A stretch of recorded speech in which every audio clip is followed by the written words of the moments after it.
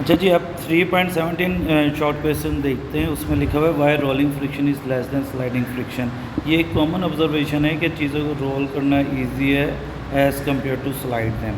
यही पूछा गया कि क्यों रोलिंग फ्रिक्शन कम होती है as compare to sliding friction. इसके जवाब पे जो आपने लिखना है कि rolling friction is less than sliding friction because of the following reason.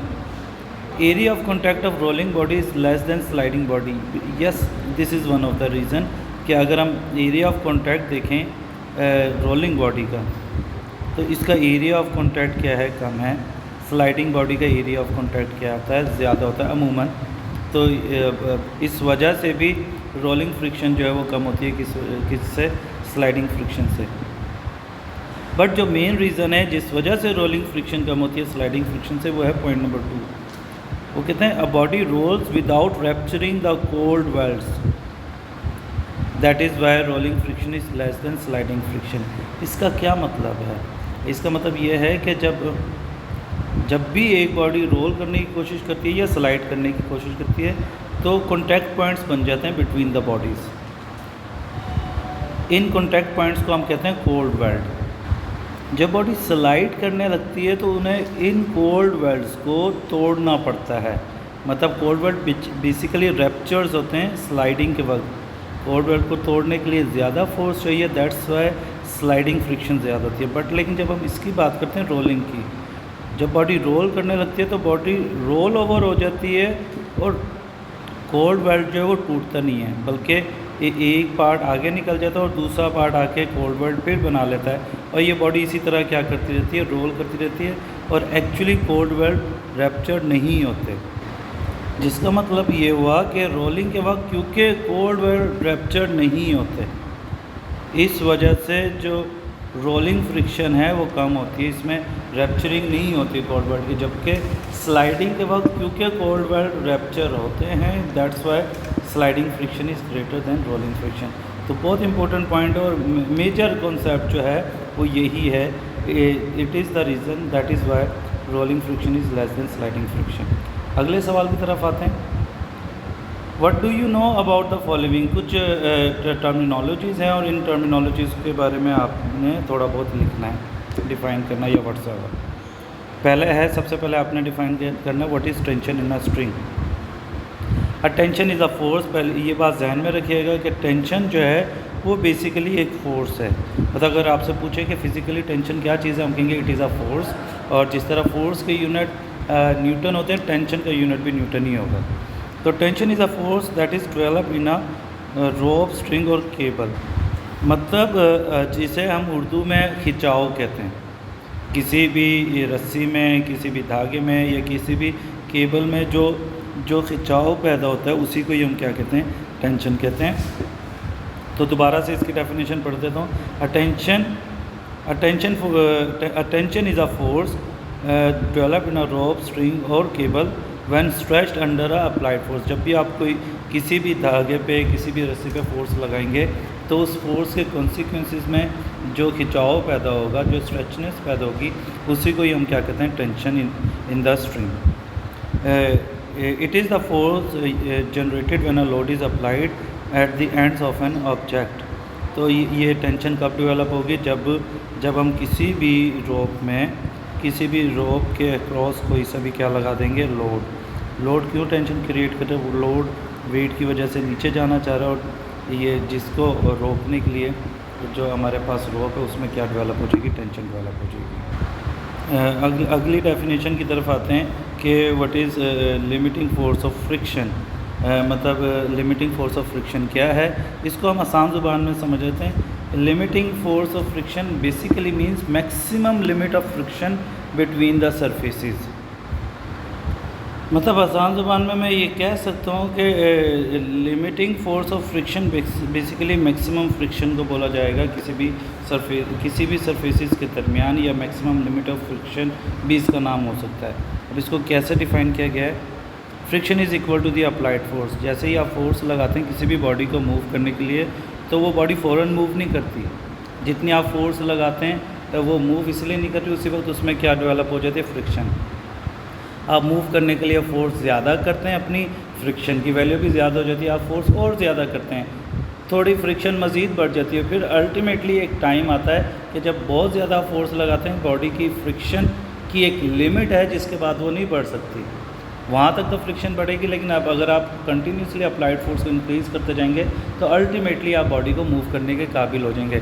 But initially जब आप फोर्स लगाएंगे बॉडी मूव नहीं करेगी ड्यू टू द फ्रिक्शन। इसको डिफ़ाइन किया गया है, friction is equal to the applied force that tends to move a body at rest.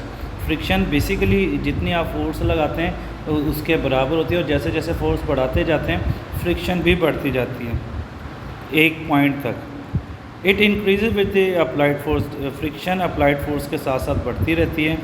Friction can be increase to certain maximum point. अब ये threshold point है, एक ख़ास हद तक फ्रिक्शन बढ़ सकती है। It does not increase beyond this value. The maximum value of friction is known as force of limiting friction. ज़्यादा से ज़्यादा कोई सरफेस जितनी भी फ्रिक्शन प्रोवाइड कर सकता है, that maximum value of friction between a body and the surface is known as force of limiting friction. और इसका फार्मूला है Fs is equal to mu m g. ये इसका फार्मूला है जो ऑब्वियसली आपने लिखना है।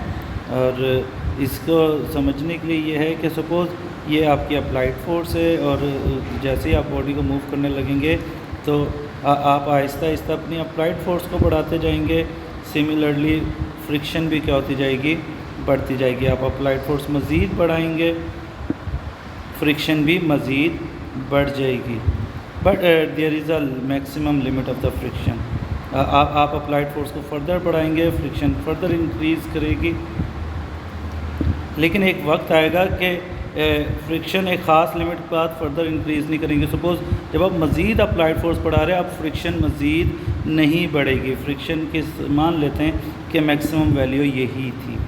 इसके बाद मज़ीद जब आप फोर्स लगाते जाएंगे फ्रिक्शन मज़ीद इंक्रीज़ नहीं होगी, तो हम कहेंगे this maximum value of friction between a body and the surface is known as force of limiting friction.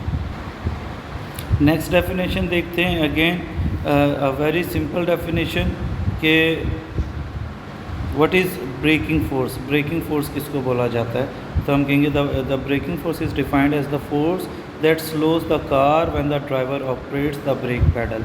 जैसे ही आप ब्रेक पैडल ऑपरेट करते हैं उसके बाद गाड़ी आहिस्ता आहिस्ता स्लो होने लग जाती है, फिर उसको हम कहते हैं कि basically you have applied a braking force.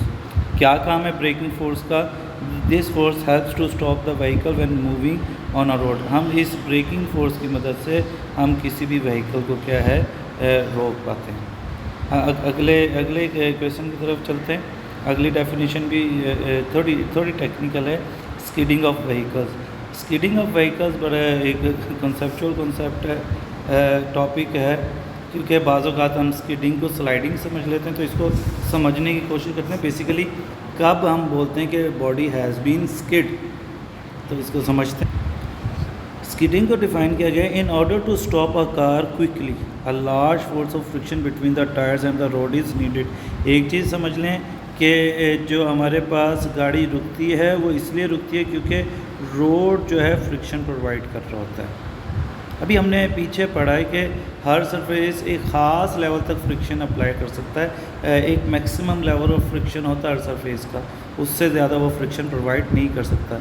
वो कह ये रहे हैं कि जब आप ब्रेक अप्लाई करते हैं तो रोड जो है फ्रिक्शन प्रोवाइड करना शुरू करता है, क्योंकि बॉडी रोलिंग के बजाय रोलिंग मोशन, ब्रेक लगाने से आप बॉडी टायर्स का रोलिंग मोशन रिड्यूस कर रहे होते हैं, जिसकी वजह से टायर जो है स्लाइड करना शुरू कर देते हैं, जिसकी वजह से स्लाइडिंग फ्रिक्शन क्रिएट होना शुरू हो जाती है between the tyres and the road, और गाड़ी जो आहिस्ता आहिस्ता रुकने लग जाती है। But there is a limit to this force of friction. ये हम पहले पढ़ चुके हैं कि फोर्स ऑफ फ्रिक्शन की एक लिमिट है। रोड के ऊपर भी जो स्लाइडिंग फोर्स ऑफ फ्रिक्शन आपको मिलेगी उसकी भी एक लिमिट है, मतलब उससे ज़्यादा नहीं मिल सकती। That tyres can provide if brakes are applied too strongly. अगर आपने बहुत स्ट्रांगली ब्रेक लगाई, सपोज आप गाड़ी चला रहे हैं और आप अचानक हैंड ब्रेक खींच देते हैं, तो now you have applied brake instantly और you applied brake too strongly, the wheels of the car will lock up. अब इससे होगा क्या जब आप फ़ौरन हैंड ब्रेक खींचेंगे तो व्हील जो रोल्स कर रहे थे वो बेसिकली उनकी रोलिंग जो है वो लॉकअप हो जाएगी। अब व्हील्स रोल करना छोड़ देंगे, फिर क्या करेंगे, फिर जो है व्हील स्लाइड करेगा, या हम उसको कहते हैं then the car will skid due to its large momentum. Skidding basically एक फिनोमेना है जो कब होता है, जब रोलिंग मोशन टायर का ख़त्म हो जाता है और टायर रोलिंग के बजाय क्या करना शुरू कर देता है, स्लाइड। अब होना ये चाहिए क्योंकि स्लाइडिंग फ्रिक्शन ज़्यादा है तो गाड़ी को रुक जाना चाहिए, बट अगर आप इस एग्जांपल पे देखेंगे यहाँ पे सपोज स्लाइड करना शुरू किया था लेकिन ये गाड़ी आगे मूव करती जा रही है और रुक नहीं रही। इसलिए नहीं रुक रही कि सपोज गाड़ी को रोकने के लिए हमें चाहिए थी 1000 न्यूटन ऑफ फ्रिक्शन, बट इस रोड की लिमिट ही कितनी है कि रोड ये ज़्यादा से ज़्यादा आपको 500 न्यूटन की स्लाइडिंग फ्रिक्शन दे सकता है। तो जब अचानक आप ब्रेक लगाते हैं, मैक्सिमम फ्रिक्शन होने के बावजूद, रोलिंग मोशन ख़त्म होने के बावजूद गाड़ी नहीं रुकती और वो स्लाइड करती हुई जाती है, और इस स्लाइड को बेसिकली हम स्किड कहते हैं। स्किड ऐसी स्लाइडिंग को बोला जाता है कि आप मैक्सिमम फ्रिक्शन भी आप प्रोवाइड कर चुके हैं, बट वो फ्रिक्शन भी ना काफ़ी है गाड़ी को रोकने के लिए।